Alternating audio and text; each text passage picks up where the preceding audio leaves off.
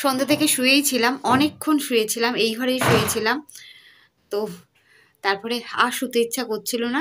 শোয়ার মানে এতক্ষণ ধরে শুলাম, তাও হাত পা গরম হয়নি, ঠান্ডা।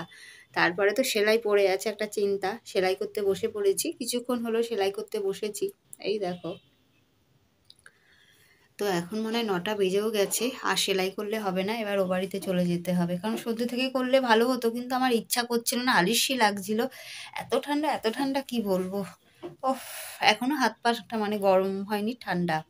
টুপিটা পরে নিলাম, টুপিটা পরে কান দুটো দিয়ে আগুন বেরোচ্ছে, কিন্তু কি করব, কি যে ঠান্ডা, কি বলবো। এই ঘরটা খুব গরম আছে আমাদের। বাইরে বেরোলে, বারান্দায় বেরোলেই তো ঠান্ডা, মনে হচ্ছে এসি রুমে চলে এসেছি। ওরে বাবা রে। তো তাহলে এখন সেলাই করি, বেশিক্ষণ করতে পারবো না। আর আর কিছুক্ষণ করব, করে ও বাড়িতে যাব।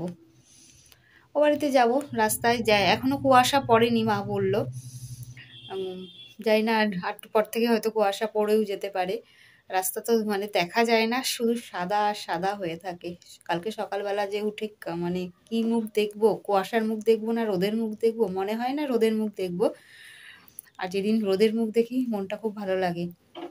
আর প্রতিদিনই তো এখন উঠেই দেখি যে কুয়াশা সাদা হয়ে আছে। আর আজকে তো মনে হচ্ছিল বৃষ্টি পড়ছে, টপ টপ করে কুয়াশা পড়ছিল, মনে হচ্ছে বৃষ্টি পড়ছে। ওহ, তারপর তো বুঝলাম না, এটা বৃষ্টি না, এটা কুয়াশা। তাহলে যেটুকু টাইম পাচ্ছি এখন সেলাই করে নিই।